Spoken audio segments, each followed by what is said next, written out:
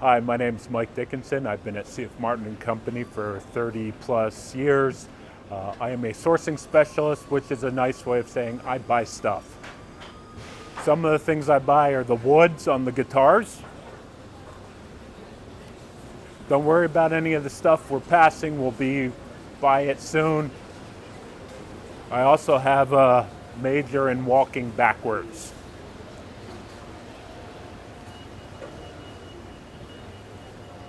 Right. Behind me is a picture of the old Martin factory, which is about 5 miles away from here, circa 1930.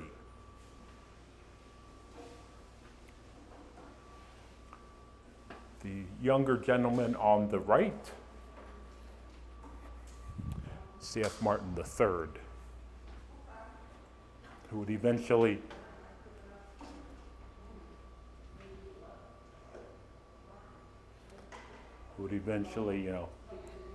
take over the company right after World War II. All right. So what we see here at the Martin Guitar Factory is basically the parts and pieces being assembled into the guitar. Now this is how we make the parts and pieces. We don't go down into that area because it's just not safe. We only do that on beer and bandsaw night. That's a joke. You need to edit that part out. All right. So we get most of our wood in from all over the world, and we'll take that lumber and bandsaw it into specific shape, and then take those blanks and CNC them into the final product. There's necks and fingerboards, we got bridges, we got guitar tops. Now guitar tops are 2 pieces, and they are book matched. So basically you start off with one thick piece of wood, you slice it down the middle, you open it up like a book, and you glue those 2 inside edges together. That is called a book match. The wide variety of braces we use. Different models get different types of bracing, scalloped versus non-scalloped, forward shifted, rear shifted. Each one calls for a different brace. We do use a wide variety of woods. Probably the most famous is Brazilian rosewood. It's on CITES right now. It's basically illegal to cut down, illegal to import, export, for the most part, without a lot of paperwork. But other woods, we do some quilted mahoganies, maples, walnuts, mahoganies, wide variety of figure, Madagascar rosewood. We just recently started doing Guatemalan rosewood, and of course the old standby East Indian rosewood.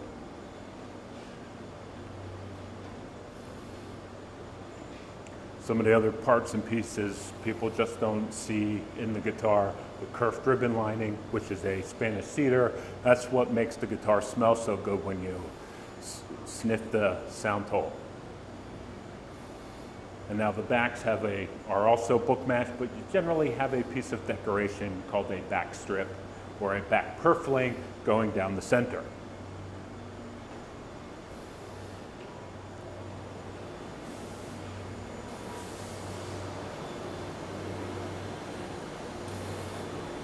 So we do a second location down in Navajoa, Mexico. That's where we do strings and produce some of our instruments. Strings. The machines are not on. Ignore that. Here's our laser cutter, cutting parts and pieces to shape.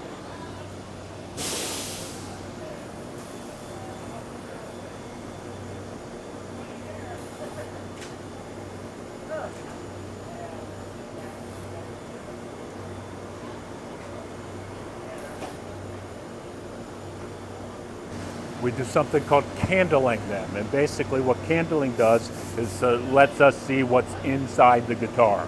So in this particular instance, we have some knots, but we can still use this top because this knot will be covered by the bridge and that knot will be in the sound hole. This is rosetting. A rosette, basically decorations around the sound hole.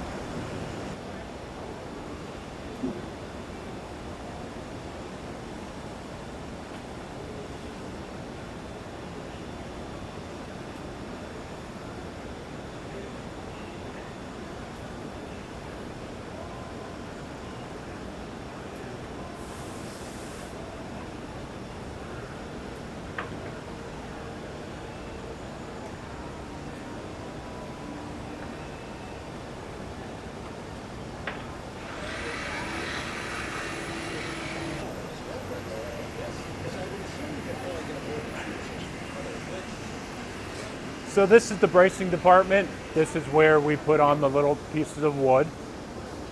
We do two main types of bracing. That's scallop versus non-scallop. Scallop, you take away some of the weight and structure of the wood, makes the tops a little more flexible. If we can look over there, we can see the braces being glued on. Can you get that? The machine she's putting that into is a vacuum clamp. Once she has all the braces in place, closes the lid, all the air gets sucked out, and there's a little rubber membrane that holds all the braces in place. If you want to get a close-up of press number 9 there, you get a basic idea of what it looks like.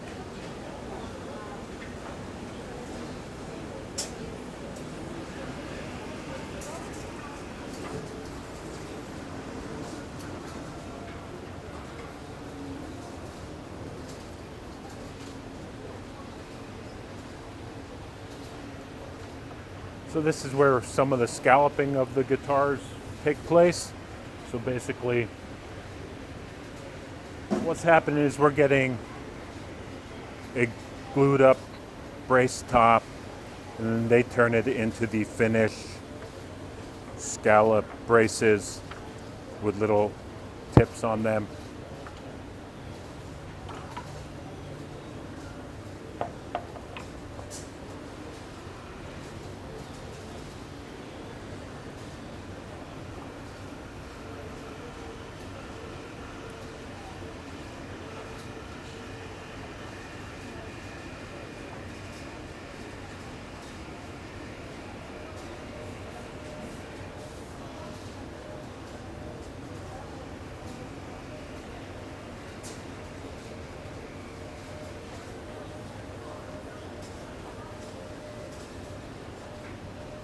That's called a gun patch.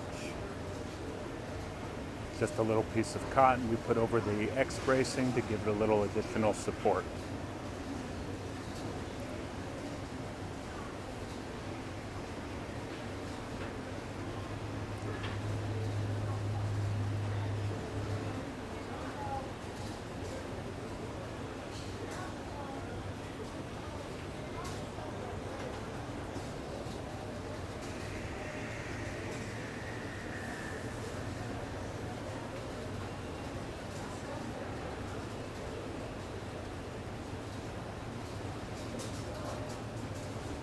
So a lot of people always want to know, how do they know how to do it? They do have little templates, but if you do this for 8+ hours a day, 5 days a week for 20+ years, you get really good at it and don't need those little templates. So right here we have a very large guitar. In 1976, the town of Nazareth celebrated like the rest of the country. We did a lot of parades that year, so the Martin employees built this large guitar and it was put on a float. Traveled around all over the state of Pennsylvania as a display, and then it sat in some guy's barn, and then finally somebody who owned the barn said, come and get your big giant guitar. So we refurbished it a little bit and brought it in here. It's also the best place in the factory to get pictures taken.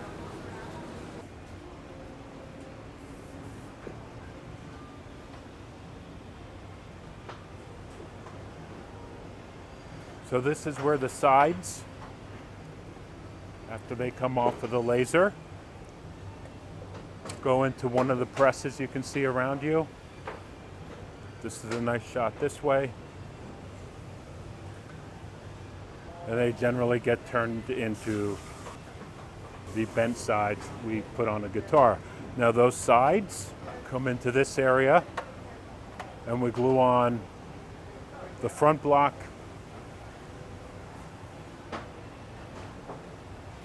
front block is where it has the style and serial number of your guitar.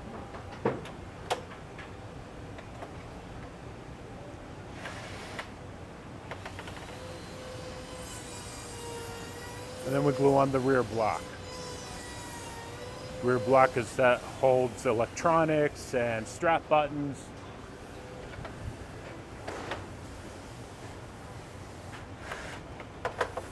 Then we have a rim. Now that'll sit on the shelf and dry for a little while, and then move over into this area, and we will install the curved ribbon lining. Now this is the Spanish cedar I mentioned earlier. It's got a bunch of little cuts or curves in it, makes it somewhat flexible. We put that around the interior of the body, so it gives us a wider gluing surface for when we go to glue the top and the back and make an entire body.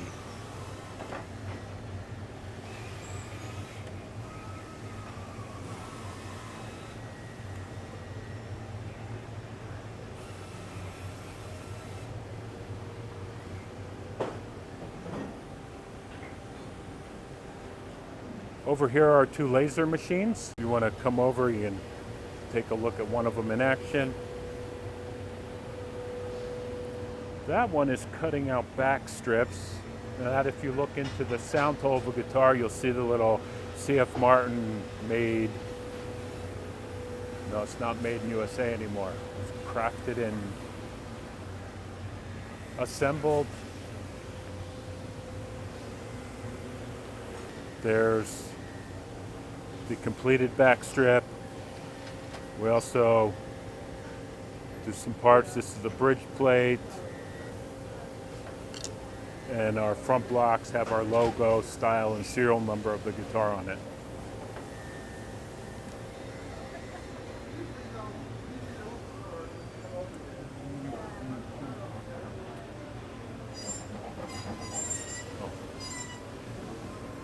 Walk faster, walk faster. This is rim assembly and body assembly. So what he's doing there is he's cutting little grooves into the ribbon lining, and the braces will fit down into those grooves. He will then, once he's done, he'll smear glue onto the curved ribbon lining, put the top on, put the back on, and it goes into the press. We will now scoot over to this press so we can see the press has a big balloon in it, fills up with air that presses everything together, hence the name. Gives us nice even pressure around the entire outside of the guitar body. It's also heated in there to approximately 110 degrees. That'll allow that glue to dry in about 45 minutes.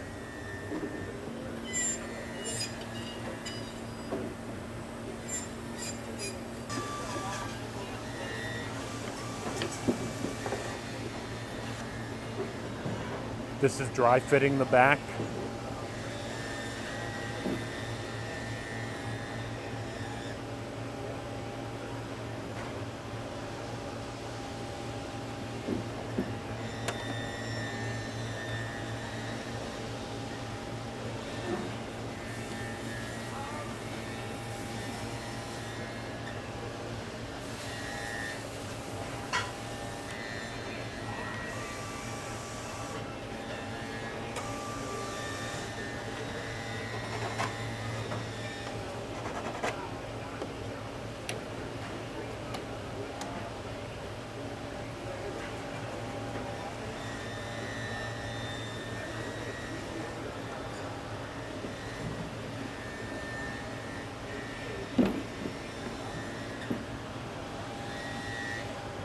The next part of the process after the body is complete is installing the binding. They cut a groove around the outside of the body, and then we will adhere little pieces of multicolored plastics or wood around the outside for decoration. He takes little pieces of plastic, fits them into the groove to make sure everything is within spec.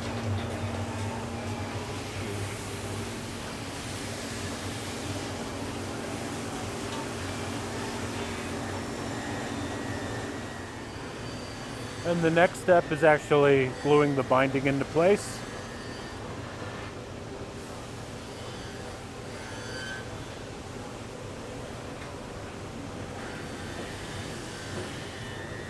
We just use regular masking tape to hold all the binding in place.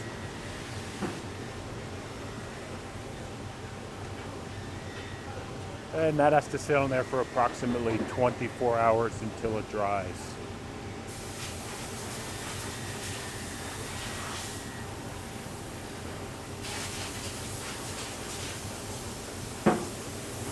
After the glue dries, the bodies come over here to the swing sander.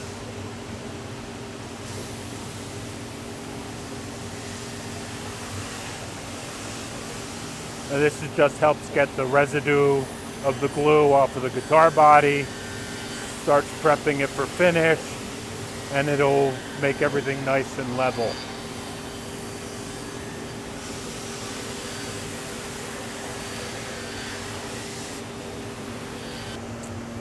So we have CNC machines downstairs that put the fret slots in and cut in the inlays. We'll glue in any inlays. Over there's a stroke sander.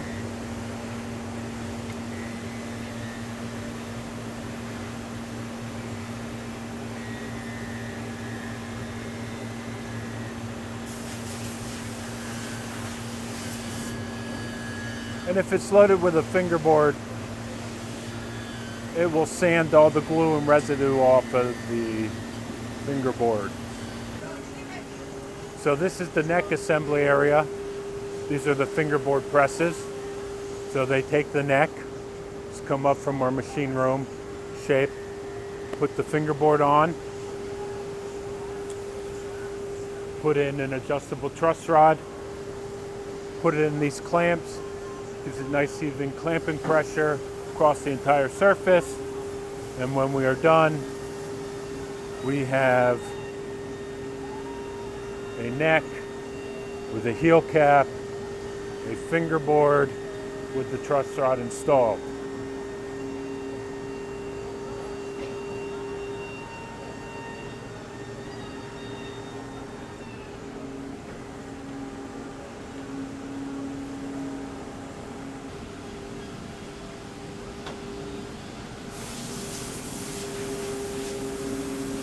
These are our body sanding booths. We bring the guitar bodies in here in between various coats of finish. They use about 6 different grits of sandpaper as it goes through the entire process.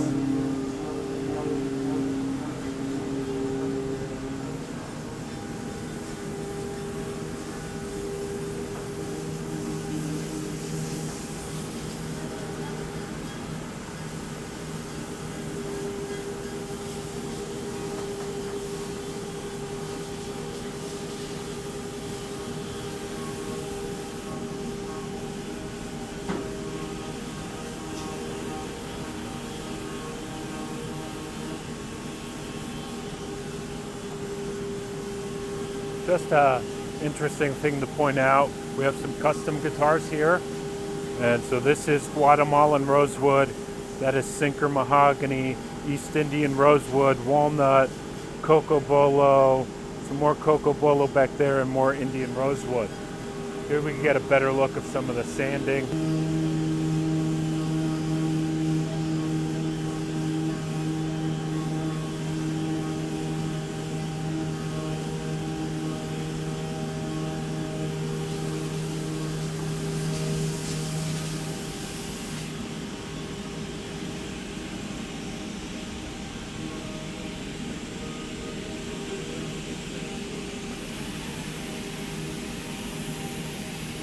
Rounding out the sound hole edges, make sure they're nice and smooth.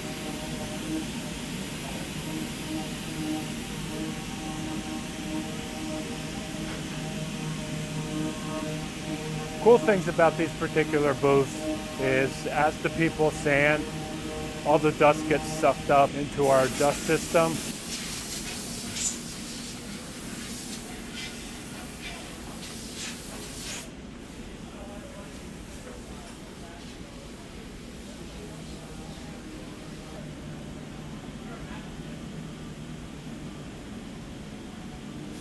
So this is the neck shaping area. This is where we take our fresh off the press necks that have the fingerboard glued on, and we will carve the neck into whatever angle. So we have all these different jigs and fixtures that will tell us the proper shape at the 1st fret, the 10th fret,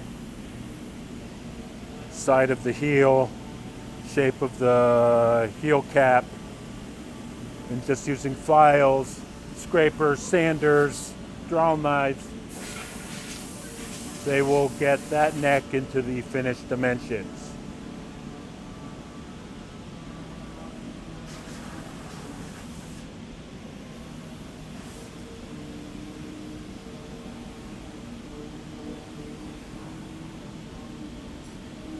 Now, on a guitar neck, there's a lot of nook and crannies that you just can't get into with a tool.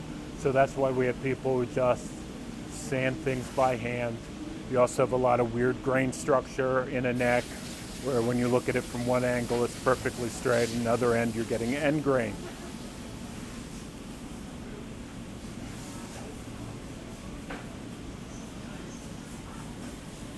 So this is one of the middle parts of finishing. It's called wood filling.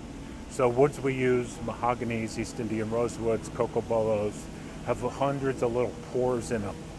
Those pores need to be filled in. If you don't, your high gloss finish looks very, very bumpy. So what we do is we take something called a paste wood filler. Has the color and consistency of chocolate pudding if you left it in a refrigerator a few days too long. We paint that all over the guitar body on the woods with the pores, buff it in with a carb buffer, let it flash off, and then scrape it off. The bad part about that is it turns all the pretty bindings and inlays we've spent so many hours fussing over a lovely shade of chocolate brown. So in this area, we have to go over all those bindings and inlays and scrape them back to their original color.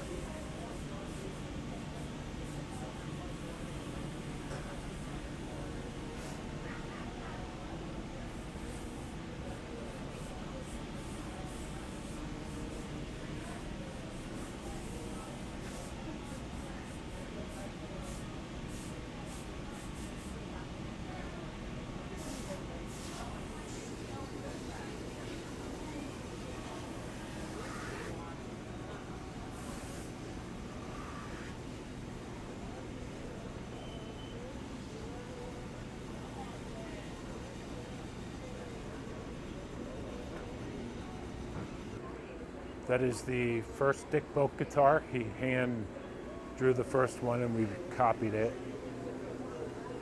And the case was made by American Musical Furniture, donated the case. That guitar, C.F. Martin III had a maple tree in front of his house that he loved. Eventually, in one of the expansions, we had to cut it down.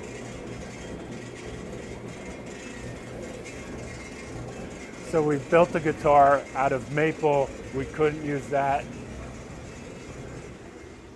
I have no idea what that sound was, but it was horrible.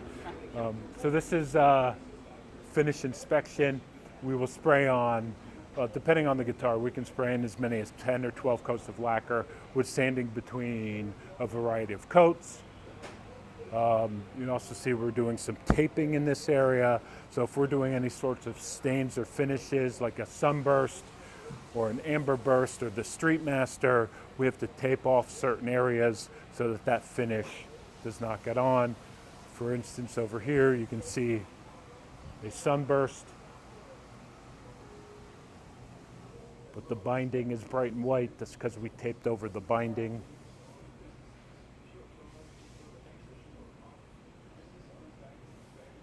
more finish inspecting. So between every couple of coats with sanding, everything ends up in this area, so we can look under it with a microscope to make sure there are no dents or dings or scratches or holes or finish is sunk into a pore. You are going to tell me if I'm going to walk into something, right? So this is in between the coats of lacquer sanding.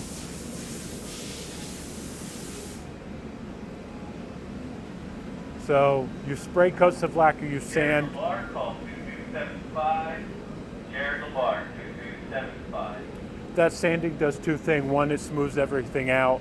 The second thing it does is it gives what we call tooth, or something for the next few coats of lacquer to stick to.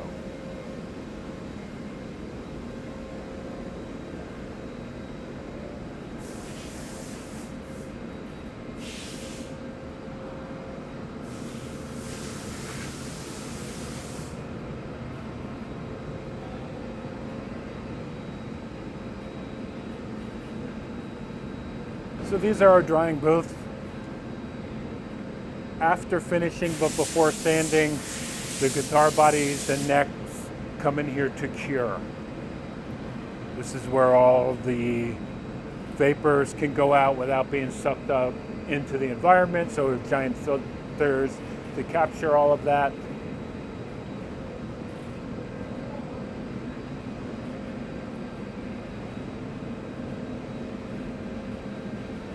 So next, this is our repair department. We have a limited lifetime warranty to the original registered owner.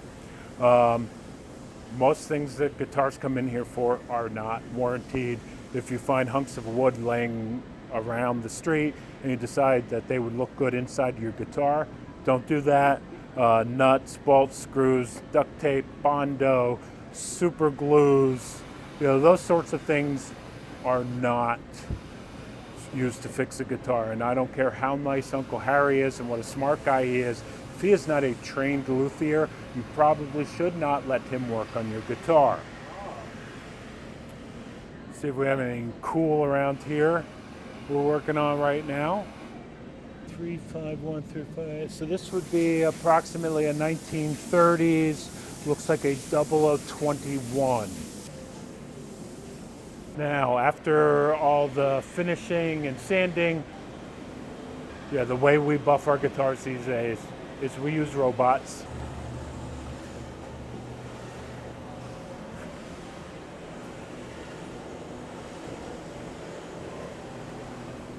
The wheel works in several different ways. One, it's pressure sensitive, so it will move closer and farther away from the body.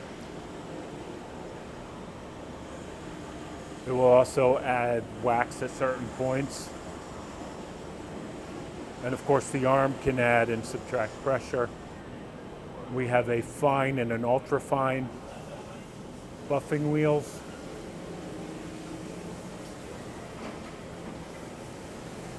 And the number one question is, how many guitars does it throw? And it has never thrown a guitar. Those suction cups hold really good, so it will just basically turn a guitar into splinters.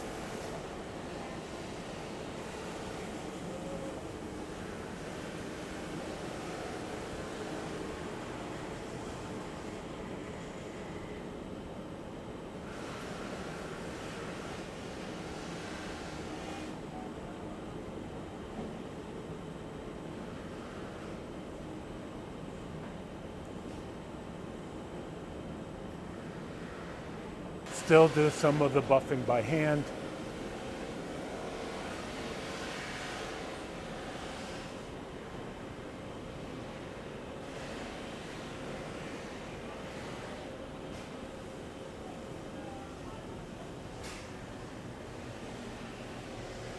So over here is our sound room. Anytime we're testing a new electronics, a new wood, a new bracing pattern, a new anything, before we send it out to the public, we will build some prototypes. We will lock ourselves in this room and we will sound test the instruments. And over on this wall, this is the line of instruments we make down in our Navajoa facilities. Koa, mahogany, ukes, the backpacker, which has been around for as long as I have, 30 years. Not bad. Since talking to Chris one day, he said, yeah, if we make them for 2 or 3 years, we'll be happy.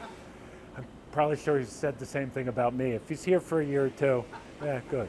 Tom 82-528, please. Tom 82-528. Of course, our D Juniors and our Little Martins.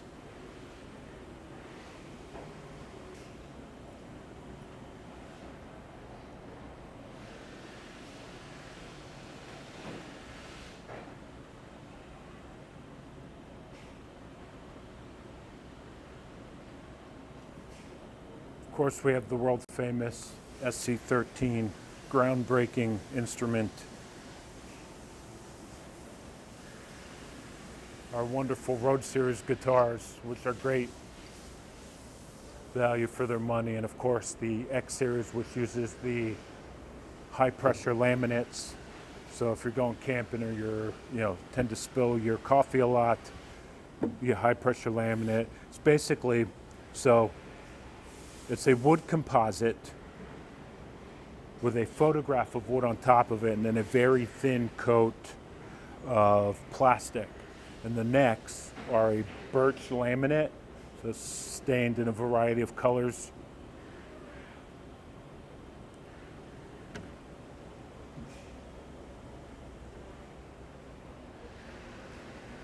And if you're interested in any of these models, I know a guy. So this is really just the backside of what we've already seen. Filling of the necks, sanding, taping, staining, and sanding of the bodies.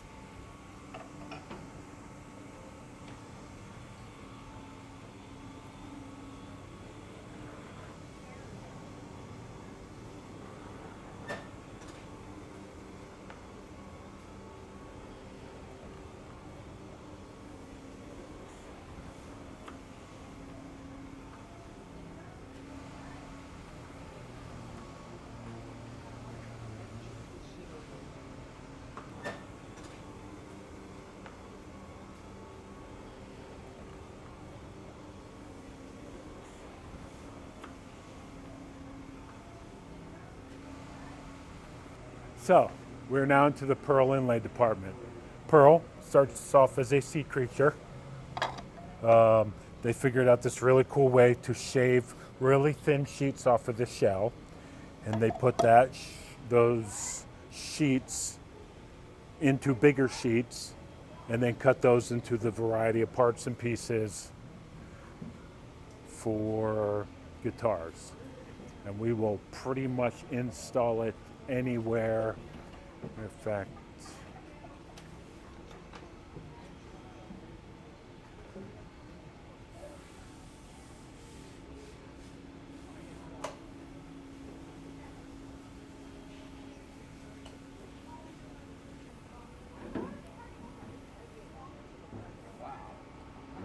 is that the Lotus? Yeah.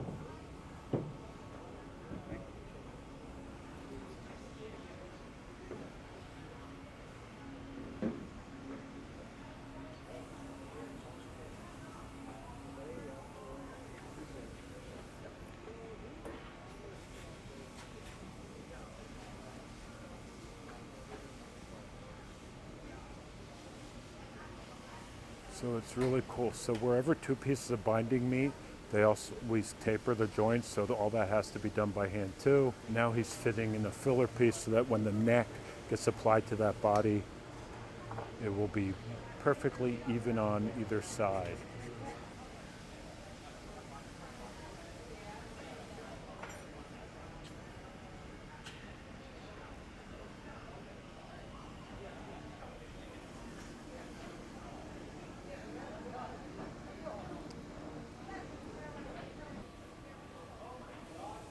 All right, now we're into the body assembly area. So this is a neck setting machine. All right, so I'm going to basically explain to you what the machine's doing. So this is the body of the guitar. This is our imaginary neck, fits in. So what this machine does is it makes sure this angle and this angle is level and equal to this angle and this angle with a small pitch backwards. And make sure that when the necks and the bodies get put together, they fit perfectly level. So your fingerboard doesn't bend up like this or bend down like that.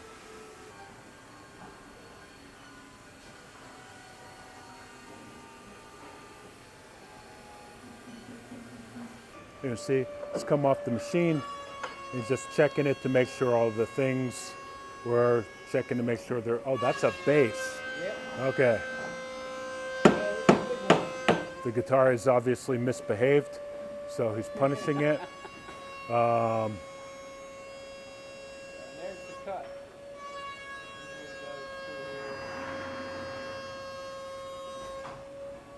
Now he'll scrape off any extra finish, so we'll get a good glue-to-glue connection. Glue-to-glue, I mean wood-to-wood connection. So the next step is we've peel off the lacquer where the bridge has to be glued on. That's what this machine does. So for years we used to scribe this by hand, and all it would take was like somebody pushing your bench or sneezing while you're there with a chisel to end up scratching up all the finish and having to send it back for rework. This way, it scribes the line of the bridge, and then we'll peel the lacquer off.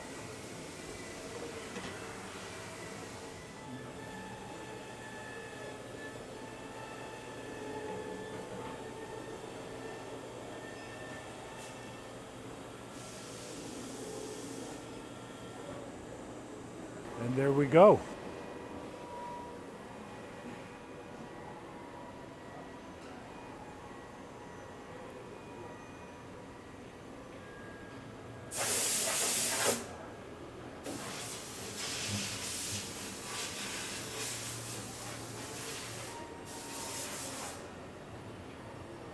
In this area, we will glue the bridge on.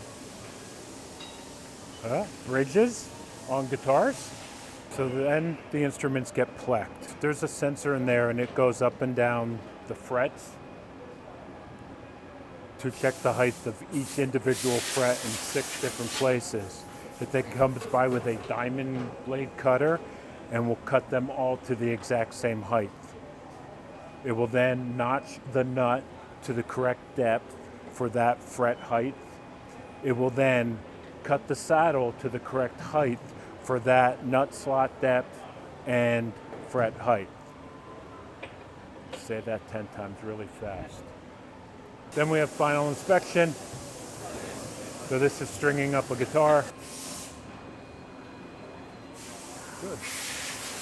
So after he's done stringing it, he will play it for a little bit and go over every nook and cranny of the guitar to make sure everything is within specifications.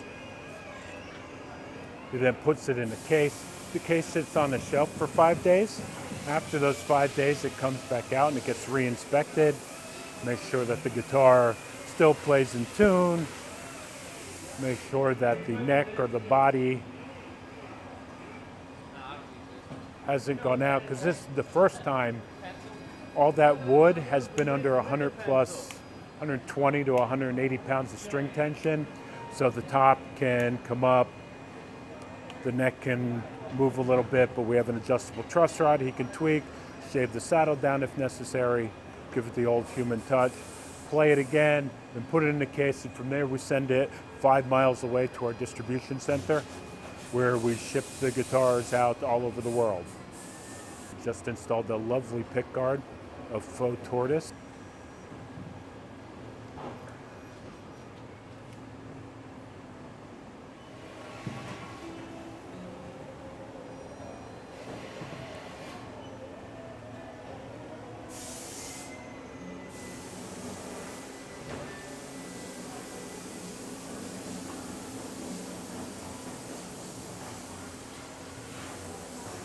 This is also the area where if the guitar gets to electronics, you see a cart full of electronics, we will install the electronics.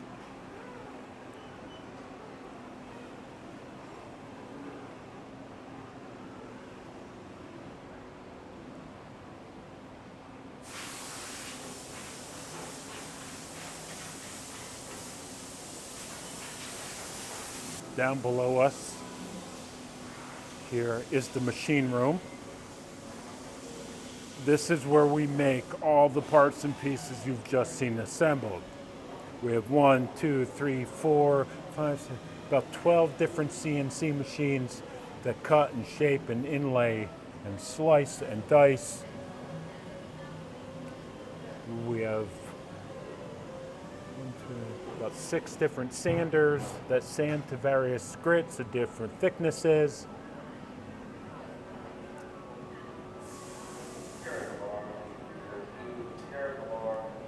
And in the middle of all that, about 40 machinists and woodworkers who know how to work all those tools. And now, our favorite place on the tour, of course, the custom shop. We have our hot hide glue. A lot of people like the hot hide glue. Some people want really, really old style, authentic block styles like we did in the 1800s. A lot of people love the hand stamp. So instead of the lasers, we will take leather stamps and hand stamp the front blocks for you. Find a lot of those features on some authentic models.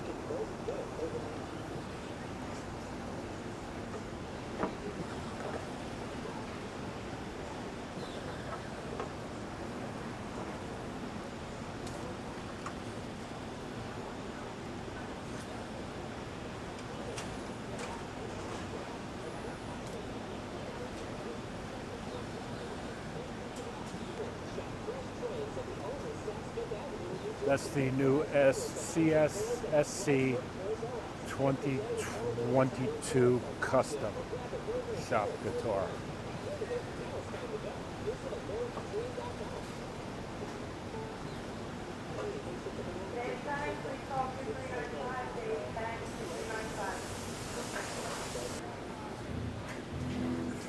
This is the neck shaping area.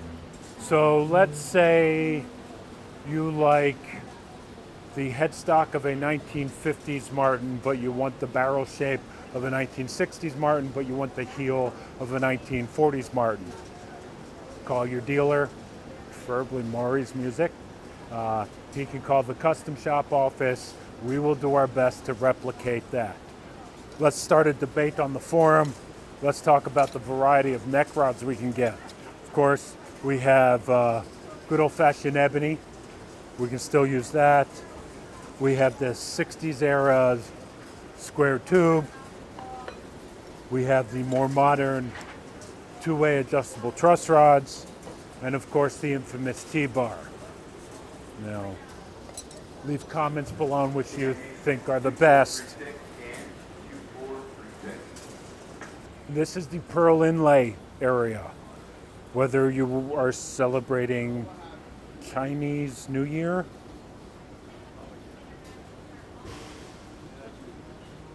that's a really cool tiger for a tiger guitar we're doing.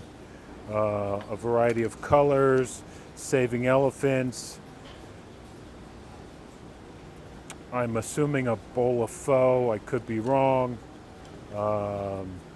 Old-fashioned OMs, certain restaurateur. What else do we have? More pin. Ooh. Never trust an atom. They make everything up. I don't bump. Sorry. Pretty much, we do a lot of names on people's, a variety of other inlays, a mixture of different styles. We always like to say, if you can dream it, we can probably inlay it on your guitar somewhere.